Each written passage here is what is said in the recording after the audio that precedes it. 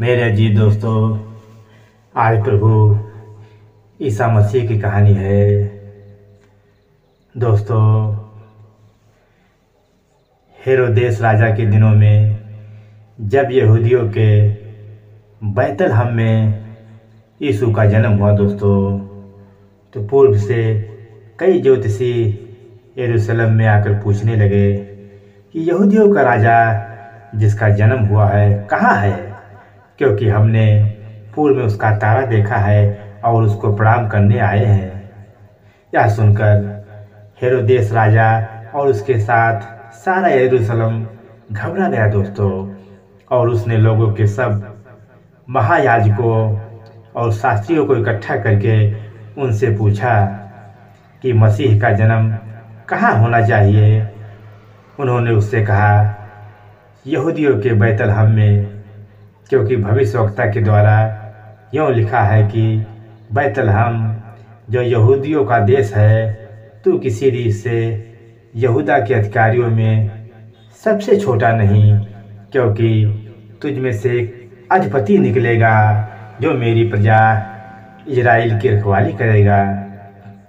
तब हेरोदेस ने ज्योतिषियों को चुपके से बुलाकर उनसे पूछा दोस्तों कि तारा ठीक किस समय दिखाई दिया था, और उसने यह कहकर उन्हें बैतलहम भेजा कि जाकर उस बालक के विषय में ठीक ठीक मालूम करो, और जब वह मिल जाए तो मुझे समाचार दे देना, ताकि मैं भी आकर उसको प्रणाम करूं। वह राजा की बात सुनकर चले गए दोस्तों। जो तारा उन्होंने पूर्व में देखा था वह उनके आगे आगे चला, और जहां बालक था उस जगह के ऊपर पहुंचकर ठहर सा गया। उस तारे को देखकर वे अति आनंदित हुए, और उस घर में पहुंचकर उस बालक को उसकी माता मरियम के साथ देखा, और मुंह के बल गिरकर उसे प्रणाम किया दोस्तों, और अपना अपना थैला खोलकर उसे सोना और लोहबान और गंधरस की भेंट चढ़ाई। और स्वप्न में दोस्तों यह चुनौती पाकर कि हेरोदेस के पास फिर न जाना, वह दूसरे मार्ग से होकर अपने देश को चले गए। उनके चले जाने के बाद दोस्तों प्रभु की एक दूत ने स्वप्न में यीशु को दिखाई देकर कहा, उठ, उस बालक को और उसकी माता को लेकर मिस्र देश को भाग जा, और जब तक मैं तुझसे न कहूँ तब तक वहीं रहना, क्योंकि हेरोदेस इस बालक को ढूंढने पर उसे मरवा डालेगा। वह रात ही को उठकर बालक और उसकी माता को लेकर मिस्र को चल दिया, और हेरोदेस के मरने तक वहीं रहा दोस्तों, इसलिए कि वह वचन जो प्रभु ने भविष्यवक्ता के द्वारा कहा गया था, मैंने अपने पुत्र को मिस्र से बुलाया, पूरा हो। जब हेरोदेस ने दोस्तों यह देखा कि ज्योतिषियों ने मेरे साथ ठट्ठा किया है, तब वह क्रोध से भर गया, और लोगों को भेजकर ज्योतिषियों से ठीक ठीक पूछते हुए समय के अनुसार बैतलहम और उसके आसपास के सब लड़कों को जो 2 बरस के या उससे छोटे थे मरवा डाला।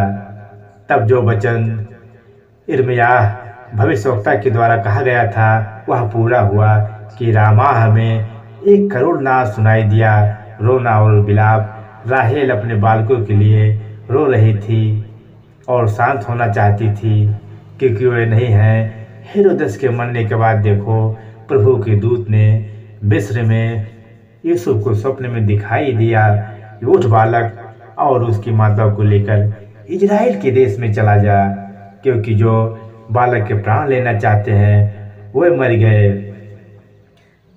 और बालक दोस्तों बढ़ता और बलवंत होता और बुद्धि से परिपूर्ण होता गया, और परमेश्वर का अनुग्रह उस पर था दोस्तों। उसके माता पिता प्रतिवर्ष फसह के पर्व में यरूशलेम को जाया करते थे।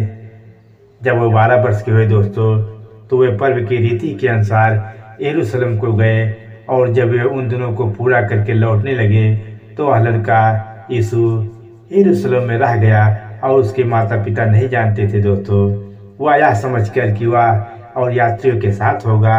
एक दिन का पड़ाव निकल गया, और उसे अपने कुटुंबियों और जान पहचानों में ढूंढने लगा दोस्तों। 6वें महीने में दोस्तों परमेश्वर की ओर से जिब्राइल स्वर्गदूत गलील के नासरत नगर में एक कुंवारी के पास भेजा गया, जिसकी मंगनी यूसुफ नामक दाऊद के घराने के एक पुरुष से हुई थी। उस कुंवारी का नाम दोस्तों मरियम था। और स्वर्गदूत ने उसके पास भीतर आकर कहा, आनंद और जय तेरी हो, जिस पर ईश्वर का अनुग्रह हुआ है, प्रभु तेरे साथ है। वह उस वचन से बहुत घबरा गई और सोचने लगी कि यह किस प्रकार का अभिवादन है। स्वर्गदूत ने उससे कहा, हे मरियम, भयभीत न हो, क्योंकि परमेश्वर का अनुग्रह तुझ पर हुआ है। और देख, तू गर्भवती होगी और तेरे एक पुत्र उत्पन्न होगा, तो उसका नाम यीशु रखना। वह महान होगा और परम प्रधान का पुत्र कहलाएगा। और प्रभु परमेश्वर उसके पिता दाऊद का सिंहासन उसको देगा और वह याकूब के घराने पर सदा राज्य करेगा। यीशु ने दोस्तों और भी बहुत चिन्ह चेलों को सामने दिखाए, जो इस पुस्तक बाइबल में लिखे गए हैं, परंतु इसलिए लिखे गए हैं कि तुम विश्वास करो कि उसी ही परमेश्वर का पुत्र मसीह है और विश्वास करके उसके नाम से जीवन पाओ। बहुत अच्छे इंसान थे, जिसके सिर पर हाथ धर देते थे दोस्तों, वह धन्य हो जाता था। यीशु ने दोस्तों अपने जीवन में अनगिनत चमत्कार किए, जो पृथ्वी पर किसी और के लिए नामुमकिन था दोस्तों।